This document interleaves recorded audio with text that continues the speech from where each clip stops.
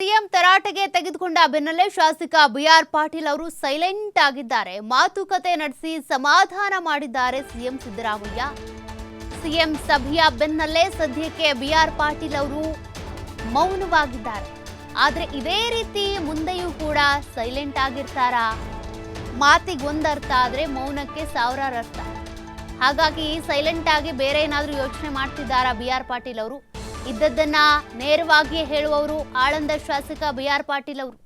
ಹಾಗಾಗಿ ಈ ರೀತಿ ಸಭೆ ಆದ ನಂತರ ಸೈಲೆಂಟ್ ಆಗಿ ಇರ್ತಾರಾ? ಮುಂದೇನು ಸಂಪುಟ ಪುನಾರಚನೆ ವೇಳೆ ಸಚಿವ ಸ್ಥಾನದ ಆಸೆ ಇಟ್ಕೊಂಡಿದ್ರು. ಇವರು ಕೂಡ ಸಚಿವ ಸ್ಥಾನದ ಆಕಾಂಕ್ಷಿನೇ.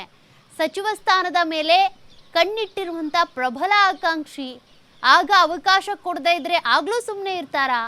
ಕಲಬುರಗಿಯ ಅಜಯ್ ಸಿಂಗ್ ಕೂಡ ಪ್ರಬಲ ಆಕಾಂಕ್ಷಿನೇ. ಹೀಗಾಗಿ ಅವಕಾಶ ಸಿಗದೇ ಇದ್ರೆ ಮತ್ತೆ ತಿರುಗಿ ಬೀಳೋದು ಕೂಡ ಫಿಕ್ಸ್ ಅನ್ನುವಂಥ ಚರ್ಚೆಗಳು ಇವೆ. ಈಗೇನೋ ಸಿಎಂ ಸಿದ್ದರಾಮಯ್ಯನವರು 1-to-1 ಸಭೆ ನಡೆಸೋದ್ರ ಮೂಲಕ ಬಿಆರ್ ಪಾಟೀಲ್ ಅವ್ರಿಗೆ ಸರ್ಕಾರಕ್ಕೆ ಮುಜುಗರ ಆಗೋ ರೀತಿ ಹೇಳಿಕೆ ಕೊಡಬೇಡಿ, ಬಹಿರಂಗ ಹೇಳಿಕೆಗಳಿಗೆ ಬ್ರೇಕ್ ಹಾಕಿ ಅಂತ ಹೇಳಿದ್ದಾರೆ ನಿಜ. ಅದರ ಬೆನ್ನಲ್ಲೇ ಸೈಲೆಂಟ್ ಆಗಿದ್ದಾರೆ. ಇನ್ನೂ ಸೈಲೆಂಟ್ ಆಗಿರ್ತಾರಾ ಅದು ಗೊತ್ತಿಲ್ಲ. ಮತ್ತಷ್ಟು ಡೀಟೇಲ್ಸ್ ಕೊಡ್ತಾರೆ ಪ್ರತಿನಿಧಿ ಶಿವಕುಮಾರ್.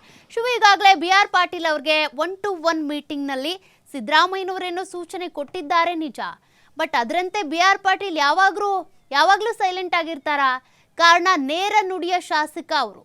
ಹಿಂಗೆ ಸೈಲೆಂಟ್ ಆಗಿರ್ತಾರಾ? ಸಚಿವ ಸ್ಥಾನದ ಆಕಾಂಕ್ಷಿ ಆಗಿರೋದ್ರಿಂದ ತಿರುಗಿ ಬೀಳೋ ಸಾಧ್ಯತೆ ಇದೆಯಾ ಅಂತ? ಖಂಡಿತ ಸೌಖ್ಯ. ಬಿಆರ್ ಪಾಟೀಲ್ ಅವರು ಸರ್ಕಾರದ ವಿರುದ್ಧ ಆಕ್ರೋಶವನ್ನ ವ್ಯಕ್ತಪಡಿಸಿದ್ರು. ವಸತಿ ಇಲಾಖೆಯಲ್ಲಿ ತಮ್ಮ ಮಾತಿಗೆ ಬೆಲೆ ಇಲ್ಲ, ಬೇರೆಯವರ ಹಣವನ್ನ ಪಡೆದು ಇವತ್ತು ಬಡವರಿಗೆ ಮನೆಗಳನ್ನ ಹಂಚಿಕೆ ಮಾಡ್ತಾ ಇದ್ದಾರೆ ಅನ್ನುವಂತ ಗಂಭೀರ ಆರೋಪವನ್ನ ಮಾಡಿದ್ರು. ಎಷ್ಟರ ಮಟ್ಟಿಗೆ ಕಾಂಗ್ರೆಸ್ ಪಕ್ಷ ಮತ್ತೆ ಸರ್ಕಾರಕ್ಕೆ ದೊಡ್ಡ ಡ್ಯಾಮೇಜ್ ಆಗಿತ್ತು ಅಂದ್ರೆ ಬೇರೆ ಶಾಸಕರು ಕೂಡ ಇವರ ಹೇಳಿಕೆಗಳನ್ನ ಆಧರಿಸಿ ಓಪನ್ ಆಗಿ ಸ್ಟೇಟ್ಮೆಂಟ್ ಕೊಡೋದಕ್ಕೆ ಮುಂದಾಗಿದ್ರು. ಸೊ ಅದರಿಂದ ಪಕ್ಷಕ್ಕೆ ದೊಡ್ಡ ಮಟ್ಟದ ಡ್ಯಾಮೇಜ್ ಆಗಿತ್ತು, ಸರ್ಕಾರಕ್ಕೂ ಕೂಡ ದೊಡ್ಡ ಮಟ್ಟದ ಡ್ಯಾಮೇಜ್ ಆಗಿತ್ತು. ಸೊ ಇದು ಪ್ರತಿಪಕ್ಷಗಳಿಗೂ ಕೂಡ ಪ್ರಮುಖ ಅಸ್ತ್ರ ಆಗಿತ್ತು. ಇದನ್ನೇ ಇಟ್ಕೊಂಡು ಕಾಂಗ್ರೆಸ್ ಶಾಸಕರು ಈ ರೀತಿ ಆರೋಪಗಳನ್ನ ಮಾಡ್ತಾ ಇದ್ದಾರೆ. ಹಾಗಾಗಿ ಸರ್ಕಾರ ಸರಿಯಾಗಿ ನಡೆಸ್ತಾ ಇಲ್ಲ, ಅಭಿವೃದ್ಧಿ ಆಗ್ತಾ ಇಲ್ಲ ಅನ್ನುವಂತ ನಿಟ್ಟಿನಲ್ಲಿ ಹೋರಾಟಕ್ಕೆ ಪ್ರತಿಪಕ್ಷಗಳು ಈಗ ಮುಂದಾಗಿದ್ವು. ಆದ್ರೆ ನಿನ್ನೆ ಮುಖ್ಯಮಂತ್ರಿಗಳು ಬಿಆರ್ ಪಾಟೀಲ್ ಹಾಗೆ ರಾಜು ಕಾಗೆ ಅವರನ್ನ ಕರೆದು ಕಾವೇರಿ ನಿವಾಸದಲ್ಲಿ ಸಮಾಧಾನ ಮಾಡಿದ್ದಾರೆ. ಆದ್ರೆ ಬಿಆರ್ ಪಾಟೀಲ್ ಅವರು ಹಿರಿಯ ನಾಯಕರು, ಜೊತೆಗೆ ಯಾವಾಗ ನೇರವಾಗಿ ಮಾತನಾಡುವಂತವ್ರು. 2 ಬಾರಿ ಹಿಂದೆ ಕೂಡ 2 ಬಾರಿ ಅವರು ಸಿಡಿದು ನಿಂತಿದ್ರು ಸರ್ಕಾರದ ವಿರುದ್ಧ, ಲೋಪದೋಷಗಳ ವಿರುದ್ಧ, ಅನುದಾನದ ವಿಚಾರ ಎಲ್ಲವನ್ನ ಮುಂದಿಟ್ಕೊಂಡು 2 ಬಾರಿ ಸರ್ಕಾರದ ವಿರುದ್ಧನೇ ಎತ್ತಿದಂತವ್ರು. ಆ ಸಂದರ್ಭದಲ್ಲೂ ಕೂಡ ಸರ್ಕಾರಕ್ಕೆ ಒಂದು ರೀತಿ ಮುಜುಗರ ಆಗಿತ್ತು. ಎಲ್ಲೋ ಒಂದು ಕಡೆ ಬಿಜೆಪಿ ನಾಯಕರು ಅವರನ್ನ ಆಪರೇಷನ್ ಕೆಡ್ಡಾಕೆ ಕೆಡವಿರಬಹುದು ಅನ್ನುವಂತ ಅನುಮಾನಗಳು ಕೂಡ ಬಂದಿತ್ತು ಕಳೆದ 1 ವರ್ಷದ ಹಿಂದೆ.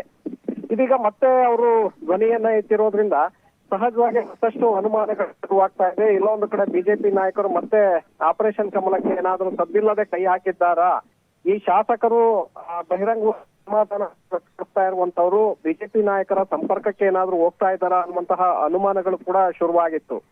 ಆದ್ರೆ ಈಗ ಮುಖ್ಯಮಂತ್ರಿಗಳು ಸಮಾಧಾನ ಮಾಡಿರೋದ್ರಿಂದ ಸದ್ಯಕ್ಕೆ ಬಿಆರ್ ಪಾಟೀಲ್.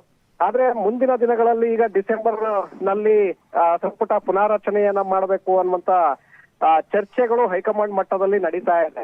ಪ್ರಬಲ ಸಚಿವ ಸ್ಥಾನದ ಆಕಾಂಕ್ಷಿ ಬಿಆರ್ ಪಾಟೀಲ್.